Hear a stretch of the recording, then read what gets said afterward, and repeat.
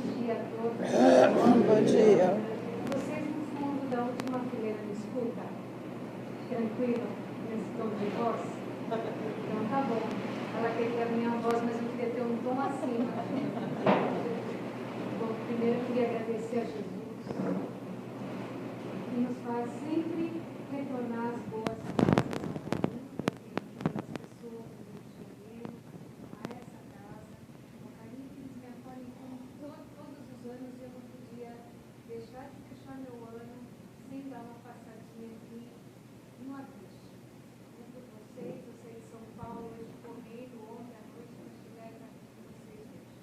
Agradecer a espiritualidade dessa casa, e da sua forma, da sua maneira, do seu amor, que se expressa com carinho e preparou essa manhã de hoje para cada um de nós recebermos aquilo que hoje a gente acordou de manhã necessitava.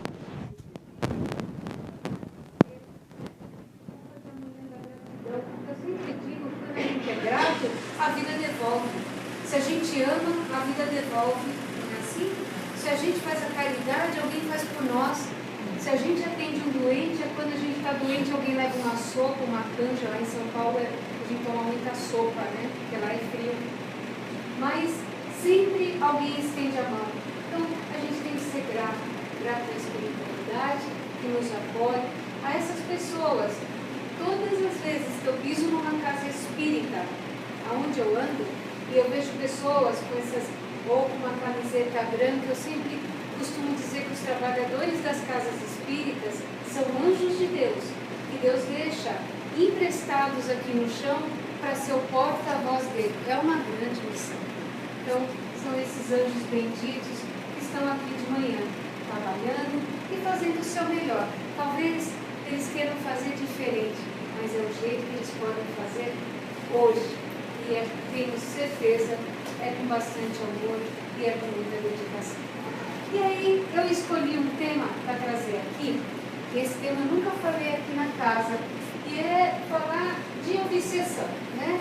E esse estudo ele é bastante interessante porque a gente fala de obsessão, já vai pensar que é aquela mesa de obsessão, que aí a gente vai sair daqui pesado, né? Vai sair daqui com aquele peso daquela coisa que a obsessão fala dentro da doutrina. Não, nós vamos sair daqui conhecendo o que é isso, felizes por conhecer, e quando a gente estiver no estado desse agora, a gente vai olhar para o nosso obsessor, como eu falo sempre para eles, vem comigo que eu estou indo para um bom lugar. E aí, quando eles veem que a gente está se modificando, eles falam, nossa, não quero mais. A gente fica chato, né? A gente começa a não ter mais espaço para eles atuarem na nossa vida. Então, a gente que tem que se modificar, para quando eles olharem para nós, falar assim, eu não quero mais você. Você é chato, você está bem? Para que eu vou te obsediar? Vou procurar outro. Não é assim que eles acham? Então, somos nós. A mudança começa efetivamente em cada um de nós. E para falar de obsessão, primeiro a gente tem que saber o que é isso. É uma palavra cheia de S, é uma palavra difícil. Quando a gente vem na casa espírita, é engraçado que quando a gente passa na entrevista na casa espírita, a gente já chega para o entrevistador e fala assim, moço, estou obsediado. Você fala, hã? Não, mas espera aí, como assim? Aí a pessoa que está te entrevistando fala, explica um pouco mais. Estou obsediado, você não está me entendendo? Aí ninguém consegue se entender porque, né? A gente vai na casa espírita esperando que alguém nos dê uma resposta, mas a gente já dá o diagnóstico. É que nem no médico. Alguém aqui já teve pedra no rim? Eu já tive. Por favor, levanta a mão. Pedra no rim. Vocês já viram pessoas... Nunca tive, graças a Deus. Juntem 3 pessoas que têm pedra no rim. A conversa começa assim, tamanho da sua pedra.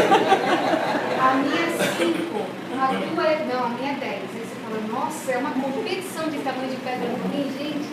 E aí, eu já tive, eu sei como é, dói e a gente começa a competir, né? Porque a gente quer saber que a nossa dor é maior. Se aparecer 1 milímetro no outro, a nossa a gente triplica.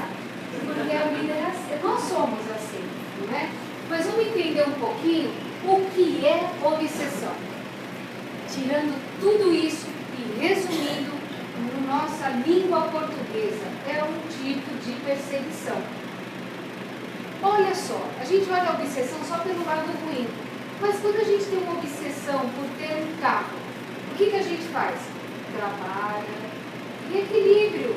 Eu vou trabalhar, eu vou juntar o meu dinheiro, eu vou comprar meu carro, eu vou adquirir, vou ficar feliz porque eu adquiri. Não deixa de ser uma obsessão positiva. E essa mesma obsessão por perseguir um objetivo, eu quero meu carro. Não, mas eu vou querer um 5.0. E lá em São Paulo você tem um 5.0 para andar 50 km por hora. É verdade, a gente anda 50, as ruas vias de São Paulo, a regra é 50 por hora. E você tem um carro assim, para quê? Se não tiver. Se não tiver, você nem anda. Né? Então, para que você quer e deixa de pôr a comida na mesa para comprar o carro? E deixa de olhar para o filho para comprar o carro? Isso é uma obsessão ruim. Mas o conceito da obsessão é um tipo de perseguição, é uma preocupação. Mas aí, Allan Kardec, no Livro dos Espíritos, ele diz o seguinte: é uma ação persistente de um mau espírito. Mas vamos tirar a palavra mau espíritos e vamos substituir por algo mau. Seja um mau espírito, seja um desejo, um pensamento, um coração, né? E ela é praticada muitas vezes por espíritos inferiores, né? E a obsessão, ela nos leva muitas vezes à inveja, ao ciúme, à possessão, não é? E aí tudo vai depender do nosso pensamento.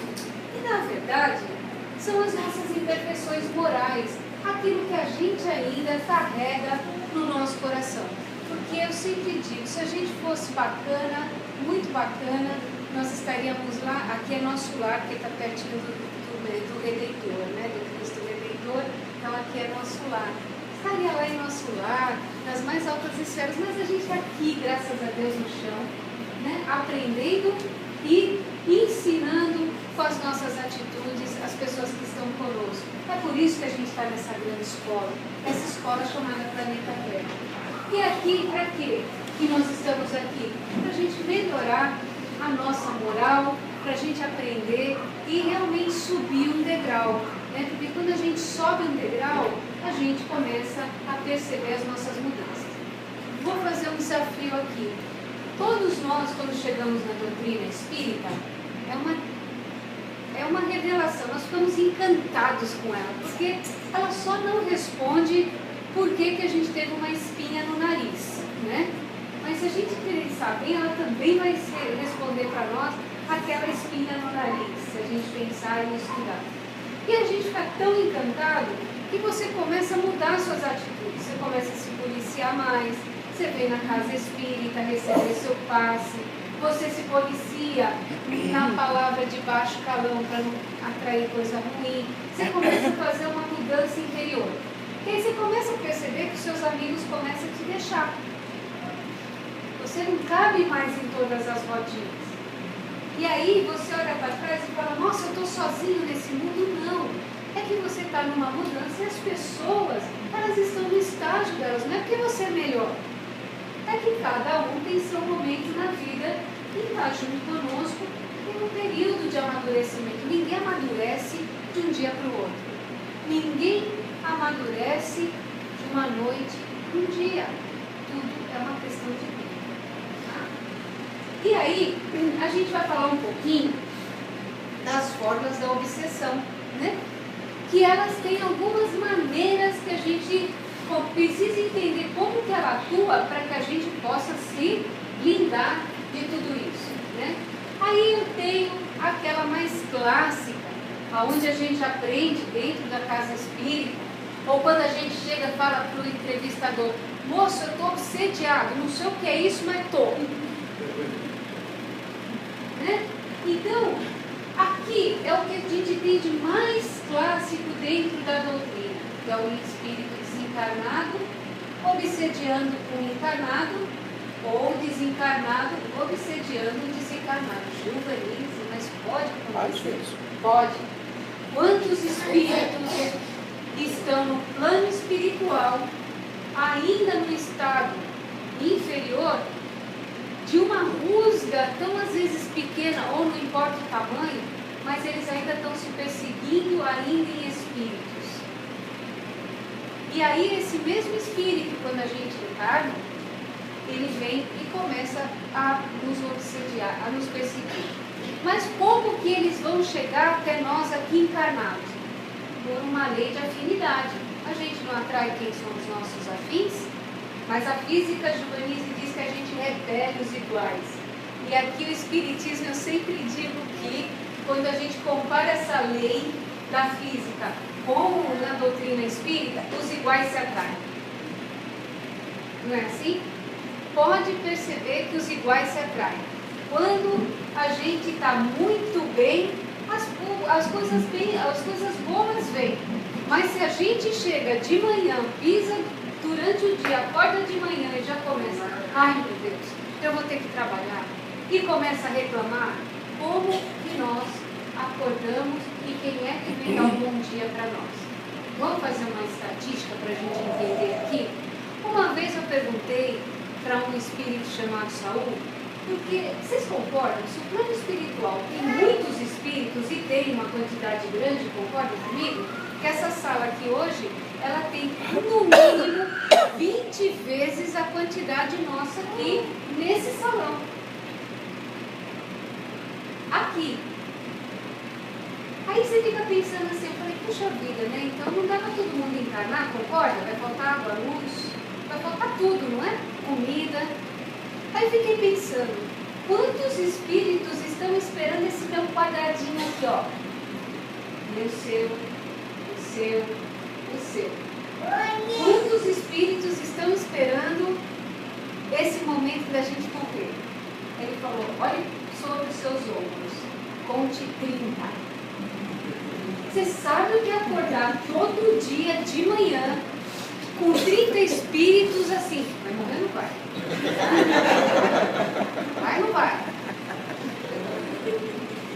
E se tudo correr bem nessa encarnação nossa aqui, a gente vai lá pro fim da fila, né? Ficar lá esperando a vez. Aí a gente vai estar no 30, empurrando os outros, né? Fazendo a sequência do empurra-empurra. E aí, faz uma estatística, porque agora está todo mundo vivendo muito, né? Se a gente viver 80 anos vezes 30, viver 100, vai. Eu quero viver 100. É bom de deixar de viver um pouquinho. Eu também, quero viver 100. Eu queria viver um pouquinho mais. Quem somos nós para falar que essa vida não é boa? Se a gente viver 100 anos, faz a conta. 100 vezes 30, 3.000 anos eu vou ter que esperar a fila para encarnar. Por isso que a gente tem que viver agora bem, porque pode ter gente que a gente gosta dessa fila e tem uns que a gente, né, deu um beliscão na outra encarnação e ele está ali, né, querendo que a gente ande mais rápido. Então, o desencarnado vai influenciar a todos nós através da nossa conduta. E se a gente está sofrendo uma perseguição de um espírito, que a gente deu aquele beliscãozinho, né? Só um beliscãozinho, a gente não fez mais do que isso numa encarnação, e ele está sentindo a dor do nosso beliscão ainda, o que a gente vai fazer? Se melhorar e mostrar para ele, falando assim, olha, naquele momento que eu fiz aquilo, era aquilo que eu sabia fazer porque eu não conhecia, mas agora eu estou me modificando. Olha o meu exemplo. Olha aqui, eu estou sentado aqui nessa manhã tentando entender e me modificar meu pensamento, modificar a estação do rádio que a gente vai colocar para a gente sintonizar com os anjos de Deus. E aí, a gente também tem aquele que é do encarnado, não é verdade? Essa é complicada, porque a gente acha que por estar encarnado aqui, a gente não obsedia ninguém, não é assim? Não é? Porque a gente sempre é vítima, não é? Mas nós também obsediamos. Um encarnado pode obsediar um encarnado. Vamos pensar um pouquinho o que é isso? Né? Aqui no chão, hein? Não vamos falar de espírito agora. Sabe aquele ciúme doentio que a gente tem do nosso filho? Pais, mães, sabe qual é a missão de todos nós aqui no chão, como pais e mães? Nós não somos donos dos nossos filhos. A missão do pai, a missão da mãe é entregar a Deus o Filho de Deus melhorado. Olha que missão difícil. Porque o pai é Deus. E aqui o pai e a mãe são só tutores temporários. Às vezes de 30 anos, às vezes de 80 anos, ou de 100 anos, ou até de menos de um ano. Porque muitas vezes você só precisa daquele momento para entregar a Deus o seu melhor presente.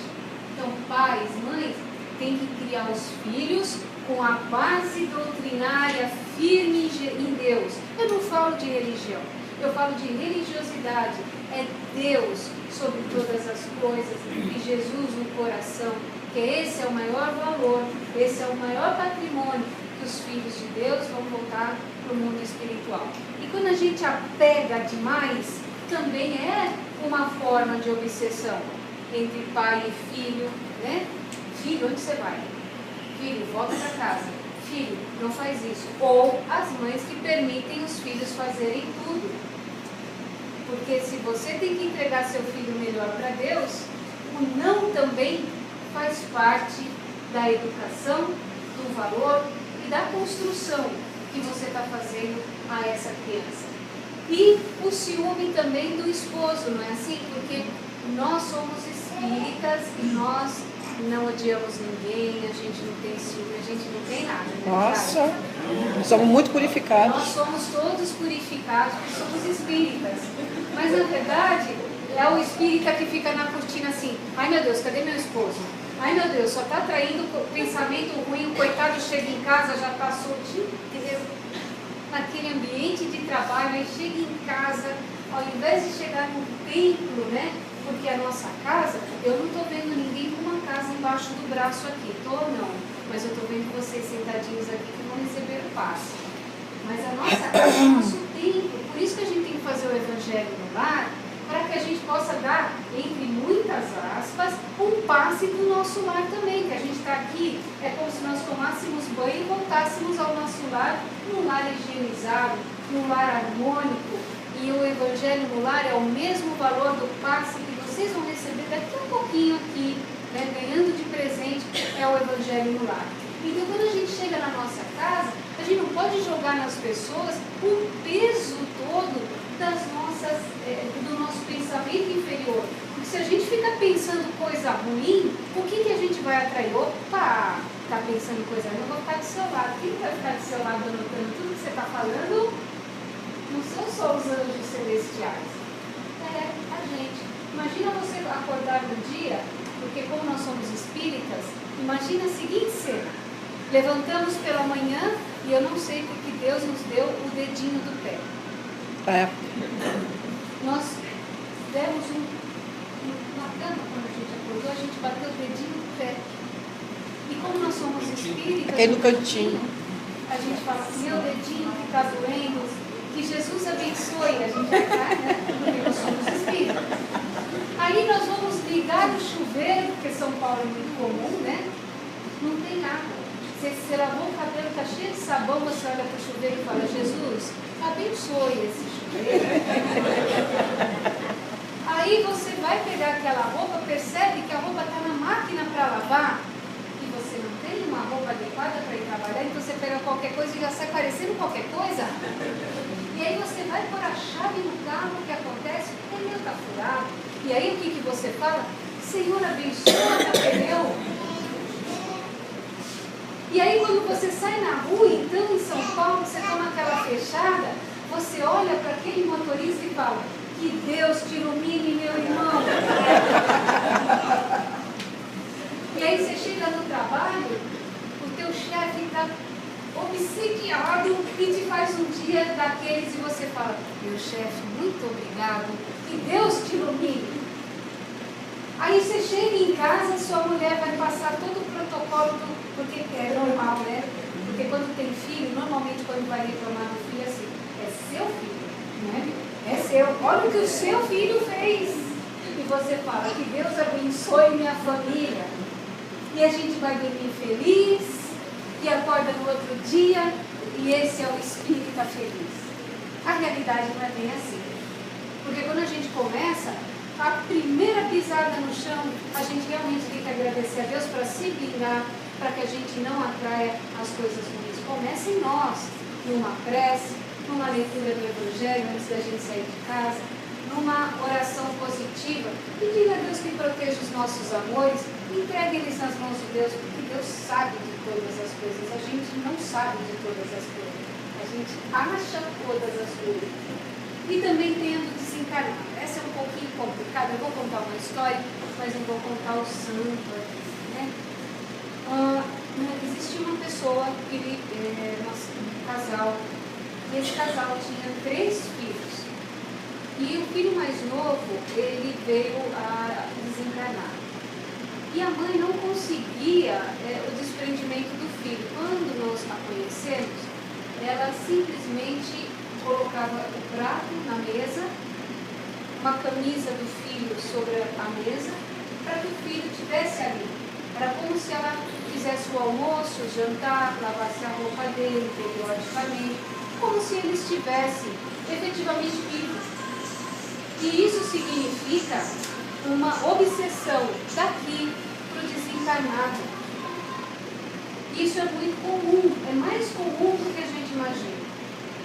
Ou deixa o chinelo da pessoa onde está, ou deixa as coisas aonde está, porque eu não estou preparado para encarar, porque ninguém aqui aprendeu no primeiro ano de escola que a vida, ela termina um dia. Nós somos ensinados a viver, não é assim? Quando o seu filho um dia chegou, mamãe, sonhei que eu morri. O que você fez com o seu filho? Filho, bate na boca. Pula 3 cambalhotas, nunca mais você fala isso pra mim, hein? A criança ela faz esse negócio, deve ser ruim, hein? Eu não posso falar. E a gente não conversa, a gente não se prepara, porque não estou dizendo que os amores, as pessoas falam, você nunca perdeu um amor? Não, eu nunca perdi, porque eu sei que eles foram primeiro que a minha passagem, para me esperar e a gente se encontrar depois. Como disse Chico Xavier, nossos amores não morrem. Eles apenas partem antes de nós.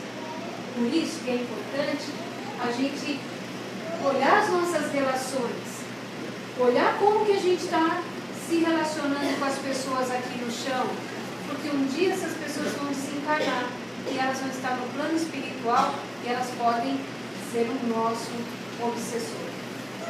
E aí a gente tem uma obsessão recíproca. O meu perseguidor do plano espiritual me obsedia e eu obsedio ele. E aí eu começo a ter hábitos aqui no chão que propiciam algumas situações. Por exemplo, a bebida excessiva, o local onde a gente frequenta. Não estou dizendo para a gente parar de frequentar nenhum lugar, nós temos que estar em todos os lugares. E o maior desafio é saber entrar e saber sair. A minha mãe sempre dizia, minha filha, a festa boa é aquela que você vai embora quando as pessoas começam a chegar. E normalmente, isso é por volta das 10 da noite, que as pessoas estão chegando na festa, você já está indo embora. Você tem que saber ir e saber sair dos lugares. E também, a gente ter as reciprocidades, que é o encarnado na sua auto-obsessão. Esse pedido sempre é interessante, que tem pessoas que se ficar numa sala vazia, ela consegue complicar a guerra, não é verdade? Ela com uma sala, não tem nada, mas vira um problema. E a gente fica se auto-obsediando. Não, eu estou doente, e aí a doença aparece. A gente tem uma coisinha desse tamanho, mas a gente põe um valor tão grande que aquilo vai se proliferando. Quando a gente vê, pronto. Aí a gente tem uma doença, ou então a doença começa a remeter numa pessoa mais próxima, porque o pensamento, ele é fundamental. A gente tem que ter, mesmo que a gente esteja num momento de dificuldade, a gente tem que falar, eu estou bem. Porque a cura começa em nós, naquilo que a gente tem. E isso aqui não é raro. Nós somos o maior obsessor de nós mesmos. Hoje nós obsediamos nós mesmos em todos os segmentos. E aí, como que a gente tem uma contabilidade fácil para a gente pensar. Eu tenho os débitos das minhas vidas passadas, mais um conjunto de imperfeições e um monte de brechas que eu abro para a obsessão agir. Olha que brecha interessante, irritação. Nós espíritas não nos irritamos, não é verdade? Com nada. Não é assim? Não dá um pé de galinha. Gente, não, tudo bem, não é? Ansiedade. Gente, na Argentina as pessoas são ansiosas. No Brasil ninguém é, não é? Alguém aqui é ansioso? Eu. Né? Sou extremo. Inconformação. Adianta a gente perdeu alguma coisa? A gente só perde na vida, como diz o Espírito Pedro, aquilo que não nos pertence. Adianta nós ficarmos olhando para as mães, quando em 1970 eu tinha aquela casa, mas hoje você não tem uma casa? Por que essa casa não pode ser tão feliz e alegre como a de 1970? Por que o carro de 1970 ele era melhor do que o carro que você tem agora? Por que a gente fica olhando para trás e não valoriza o presente? Isso se chama inconformação. A gente quer mais, porque eu era feliz. Não, eu sou feliz. A gente acordou, sabe? 30 ficaram lá. Hoje eu estou aqui, você está aqui. E o Sidney falou uma frase maravilhosa há pouco. Ele disse assim para mim: está respirando, está tudo bem. Né? E é verdade, a gente está respirando. Alguém sabe por que as pessoas morrem? Sabe por quê? Não, insuficiência geral dos órgãos, assim que dizem, né? Alguém já ficou 15 minutos sem respirar aqui? A gente para de respirar, a gente morreu. Então, tem que respirar. Se está respirando, nós estamos vivos e a gente quer viver sim, porque essa vida é maravilhosa. E o mau humor, claro que a gente não é mal-humorado, né? Imagina, ninguém é mal-humorado, né? A gente não tem inveja, não tem ciúme. Essas são as brechas fundamentais para qualquer tipo de obsessão, né? A gente ter a falta do autocontrole, qualquer coisa a gente faz. Lá em São Paulo, não sei se aqui no Rio é comum falar essa frase, mas dá piti. Qualquer coisinha, todo mundo está dando um piti. Você fala, nossa, o que aconteceu? Você não sabe nem porquê, mas é moda, né? Eu vou ficar na moda se até piti. Então as pessoas não têm mais autocontrole, sai falando tudo o que quer, acha que não magoa, o WhatsApp escreve tudo o que quer e acha que também não magoa, não é assim? A gente tem que ter autocontrole nas nossas situações. Toda essa conta aqui, débitos de vida passada mais as brechas, olha aqui, ó, obsessão. E aí, como que a gente tem que fazer para a gente evoluir, né? Pensando nas energias e pensando numa série de coisas. A obsessão é um conjunto de energias, a mente, as nossas atitudes, o nosso coração, nosso sentimento, é um conjunto, é uma grande máquina, né? E aí a gente tem que mover primeiramente a nossa mente, para que, senão, a gente pode levar ao suicídio ou até mesmo à loucura. Então a gente tem que sair desses instantes que a gente está, senão a gente enlouquece. E qualquer coisa a gente fala, estou enlouquecendo, hein? Estou ficando maluco. Não, a gente tem que saber que é aqui que começa. E espiritual, olha o débito das vidas passadas, é o que nós estamos fazendo aqui, tentando se melhorar. Que isso é o melhor. E aí, se a gente não equilibrar o mental e o espiritual e o nosso físico aqui, consequentemente, olha aqui, doença física. Fica falando assim. Engraçado que também as pessoas comem uma feijoada e tomam café e falam assim, nossa, aquele cafezinho me fez tão mal, né? Não sei o que aconteceu, nossa, eu estou me sentindo assim um pouquinho sulfado, mas é o café que fez isso. Na verdade, a gente tem que se monitorar. Agora, se você vai comer uma feijoada, vou passar mal, pronto, gente, não coma, você vai passar muito mal. Se você comer uma maçã e fala assim, essa maçã vai me fazer mal? Pronto, é a maçã da Branca de Neve, pronto, a envenenada morreu. A gente tem que mudar a nossa cabeça, porque doença física, ela só se hospeda no corpo se a gente abrir a porta. Se a gente se cuidar, né? Se a gente se valorizar, claro, equilibrando as coisas, a gente não vai ser doente. E aí, a gente tem que ter uma coisa chamada superação. É uma palavra chata chamada resiliência, mas eu sempre falo para as pessoas que não é feio, não é que Deus não quer que a gente chore, a gente tem que sentir a nossa dor.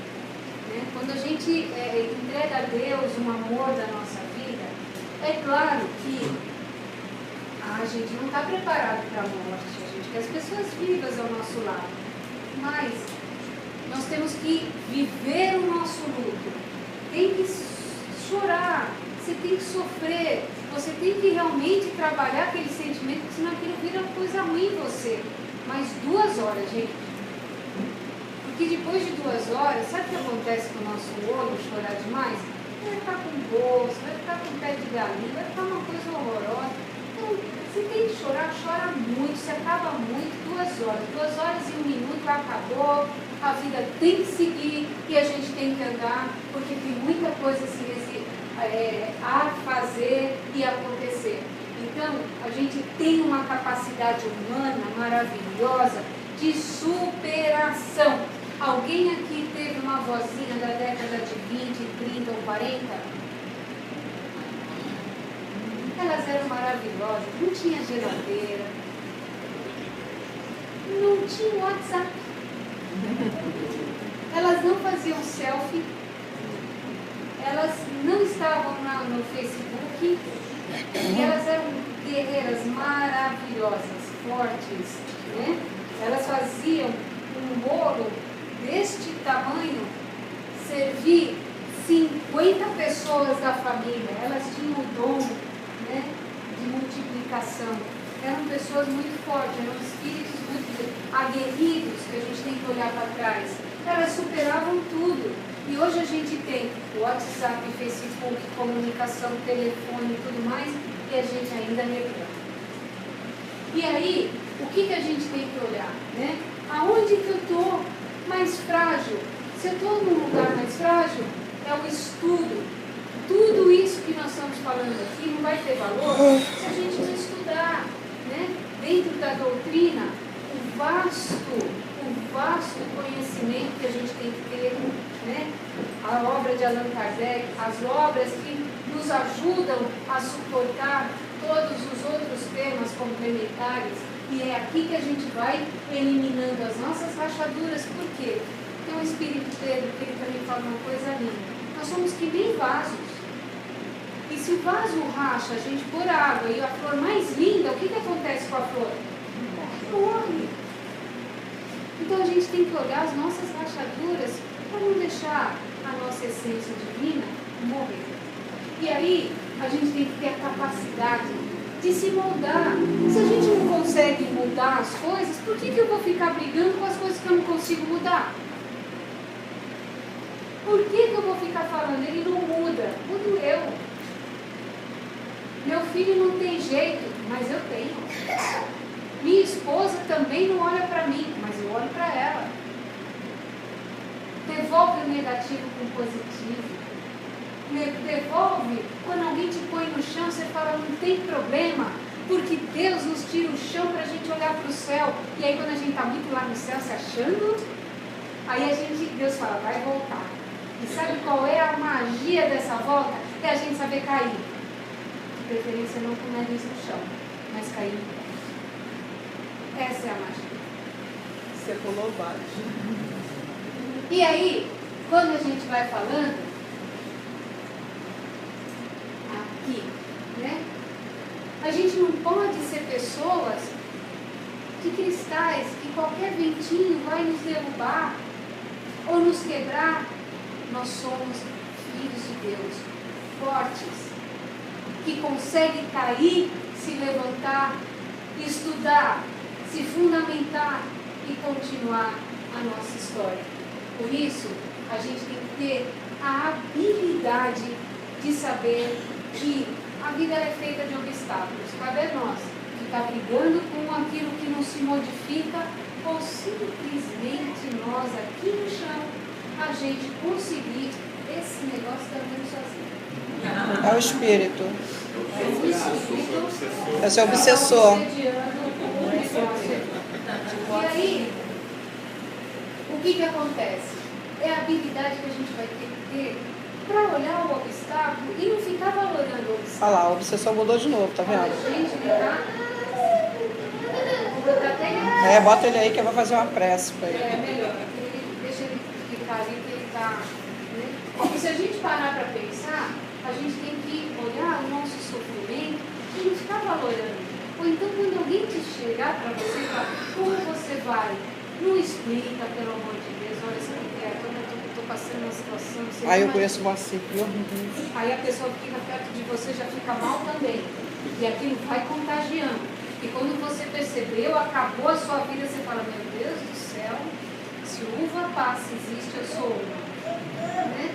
Então, a gente tem que olhar que o sofrimento ele começa, tem meio e tem fim. E nem sofrimento é um testemunho de fé que Deus colocou para você só para te fortificar a fé.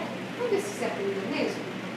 Aí a gente fala para Deus, então mais que eu rezo, mais as coisas vão atropelando na minha vida. Não é. É que Deus está vendo você como um grande herói. Porque você está passando por aquele momento e Ele está te testemunhando para você estar em pé. E está em pé. Aí quando você estiver fortalecido, acabou o testemunho. Não tem mais porquê. Tá? Agora eu vou pegar você. E aí, a gente tem que renascer. É claro, falar tudo isso, mas, Gil, me ajuda. Me ajuda a olhar para frente e como é que eu saio. Porque quando a gente está vivenciando uma situação, a gente fica ali e não começa a ter quantas vezes, eu tenho certeza que a gente já fez isso, quantas vezes sozinho, no silêncio da nossa dor ou da nossa doença, a gente olhou para o céu e falou, Deus, me dá uma luz. Todo mundo, seja da criança ao mais maduro, seja da criança ao jovem, até no momento da prova do Enem. Todo mundo no seu momento da vida já teve a sua situação de pedir a Deus, Deus, me dá uma luz. E não estou fazendo juízo de valor no que a gente pediu, não. Se é material, espiritual, não importa. Porque a gente não está aqui para isso. Mas, como que a gente sai dessa situação se a gente não recomeçar? Respirar, entregar nas mãos de Deus a nossa situação temporária de sofrimento e pensar assim, eu vou fazer um projeto de vida. Eu vou contar uma história para vocês, de novo. Eu tenho um amigo muito querido dentro da doutrina espírita, médico. Ele fez plantão na vida dele de segunda a segunda. Ele teve 2 filhos. Um belo dia, ele entrou na casa dele e ele viu um homem sentado na sala assistindo televisão. Ele chamou a esposa e deu aquela bronca. Vem cá, quem é aquele homem que está sentado na sala ali? Quem que é? Ela olhou para ele e falou, é seu filho. Naquele momento ele congelou, ele percebeu que o filho, que ele tinha a ideia, ele falou, minha cabeça, meu filho tinha 12 anos. Eu trabalhava todos os dias, saía de casa, e a imagem que eu levava na minha cabeça era do meu filho com 12 anos. Era um rapaz de 27. A filha estava casando. A esposa não tinha família. O que aconteceu nessa história toda? Se separou, os filhos casaram e tudo mais. Ele falou, sobrou meu cachorro. E ficou eu e meu cachorro. Ele largou tudo. Veio, graças a Deus, agregar na doutrina espírita. E hoje é uma pessoa maravilhosa. e faz um trabalho voluntário divino.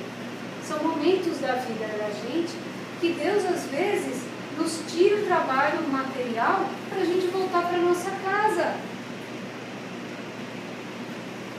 E quantas coisas estão acontecendo no Brasil? Ah, o problema é do Brasil. Não. Se você voltou para a sua casa, reorganiza, se redescobre, as coisas acontecem. Mas ficar reclamando um ano depois que você saiu do teu último trabalho e ficar reclamando do chefe que te mandou embora,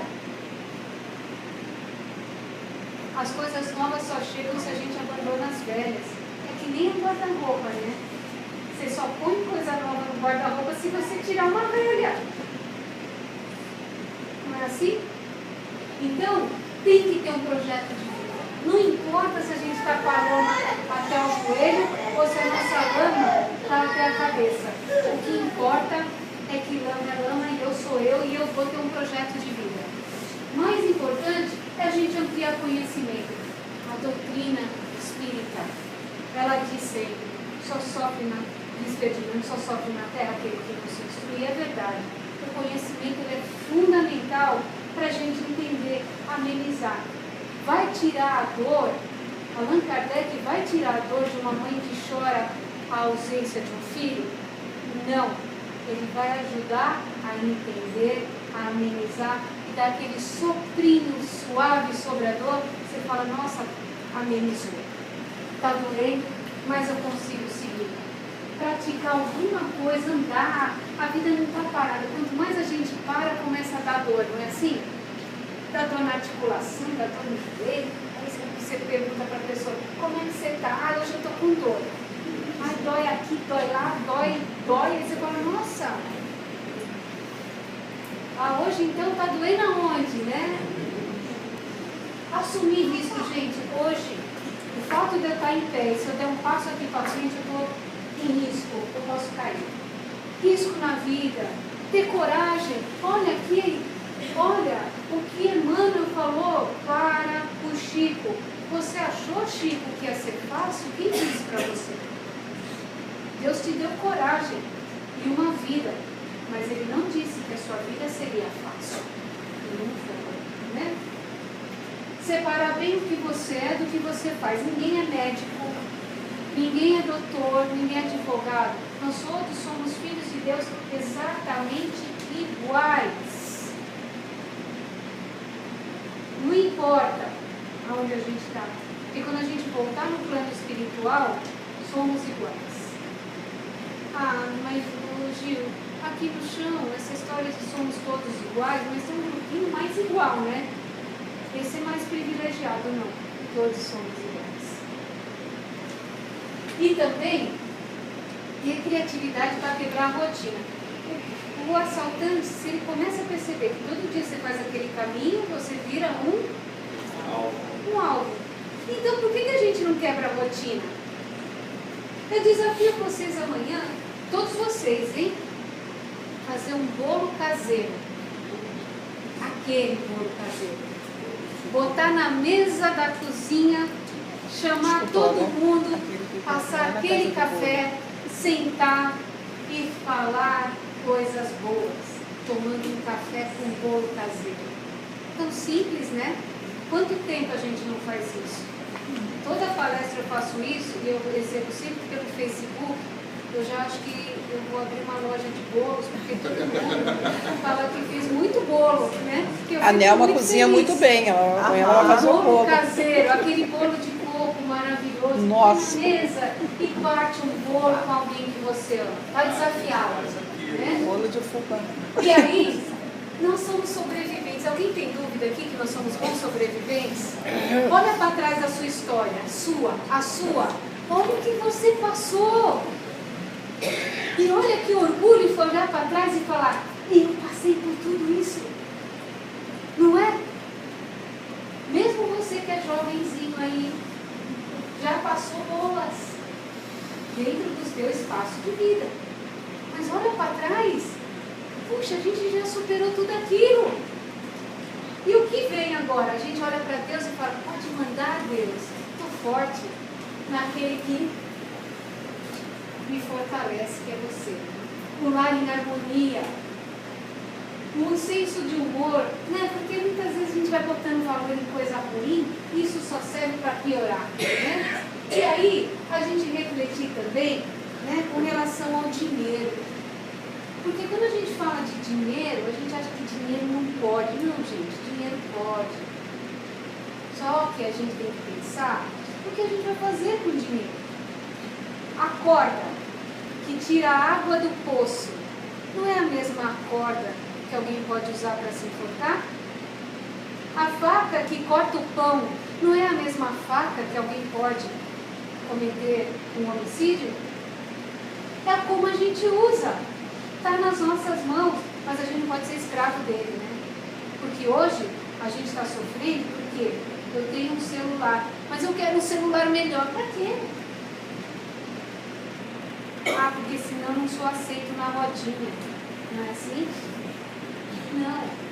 Tem uma coisa interessante que eu vi uma vez, eu vi um texto uma vez, que aí um casal, eles compraram uma casa e todo dia de manhã a esposa botava a mesa e falava para o marido assim: essa vizinha não sabe lavar roupa, olha a roupa dela no varal. Todo dia você acordar de manhã, se a esposa falar isso para você, é legal, né? Não é legal? Aí ele pegou, não é legal. Aí ele pegou um dia, que deve ser espírita nessa pessoa, e falou assim, acordou cedo, ele pôs o café. E aí a esposa falou: nossa, até que enfim essa vizinha aprendeu a lavar roupa? Tá limpa a roupa dela hoje? O marido olhou para ela e falou assim: não, Eu limpei a janela. eu que lavei a janela. E permitir sentir dor. Mas, o que mais a gente tem que entender, que eu vou deixar vocês aqui com uma frase interessantíssima, que é uma psicografia linda de Emmanuel, pelas mãos do nosso amado, querido e saudoso Chico, que ele diz que todos nós, olha, é uma mensagem linda essa, se vocês quiserem fotografar, pode fotografar, levem ela no celular, porque ela é muito, muito linda, ela é uma reflexão sobre a obsessão. Mas de tudo isso aqui, eu queria ressaltar algumas coisas que Emmanuel fala. Nós dispomos de recursos infalíveis, a dieta do silêncio, a vacina da tolerância, o detergente do trabalho e o antisséptico da oração. Emmanuel não pode ser melhor na sua expressão, dizendo que nós temos tudo na nossa mão. Está aqui. Pode fotografar, pode. Deixa no celular. Vocês entrarem assim, fazer assim, puff, na hora que a gente precisar de uma palavra de apoio, de carinho, de amor, está aí para vocês. É linda a mensagem. Leia. Amanhã no bolo de coco na mesa, ó. Olha, até você também. Ó, que coisa linda aqui, ó. É o espírito mais velho dessa sala, né?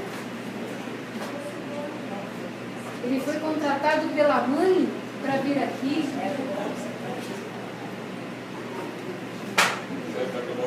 Vai acabar o tempo da palestra, eu consigo tirar foto. É isso. Foi. E aí, a gente chegando quase no fim, aqui a gente tem que ter 4 pilares. E nós vamos sair daqui hoje com uma meta no nosso coração. Primeira delas, a gente vai fazer uma mudança de atitude. Seja ela qual for, mas nós vamos fazer uma mudança. Seja arrumar aquele guarda-roupa que a gente promete todo mês e não faz. Seja a gente ligar para alguém e mandar uma mensagem de amor. A gente tem que ter vontade, porque não é fácil. A gente tem que ter força de vontade, porque quando a gente está naquela depressão, naquele estado de eu não consigo, força que a gente consegue. Orar e vigiar e ter fé, porque a nossa cura vai depender destes 4 pilares. Se a gente entrar por essa porta abençoada e passar pelas mãos dos anjos benditos do Acriste, levando no coração esses 4 pilares como uma meta hoje de manhã, o passe de vocês vai ter uma avelã a mais. Eu tenho certeza, é aquela cereja do bolo que com certeza faltava para eles trabalharem assim, deslizando no céu. E mais importante, que agora eu vou pedir licença, como sempre, à casa, que a gente vai chegando ao final, né? E eu sempre digo, né, quando a gente está aqui... Que isso? Ai, que susto, cara. É o espírito mais velho. É o espírito mais velho. Pensei que o rapaz tinha caído ali. É esse momento que a gente vai chegando no final desse nosso encontro. Esse momento sagrado, aonde Allan Kardec, quando falou o Espírito Verdade, falou para Allan Kardec: espíritas, amai-vos, eis o primeiro mandamento. Espíritas, instruí-vos, eis o segundo mandamento. O Espírito Verdade falou a Allan Kardec: nós espíritas, nós sabemos amar. Nós espíritas sabemos também aprender em primeiro momento e depois ensinar. Porque quando eu sou fraco, eu tudo posso naquele que me fortalece. E se Jesus disse isso, quem somos nós para a gente contestar? Que Deus abençoe vocês, ilumine e Deus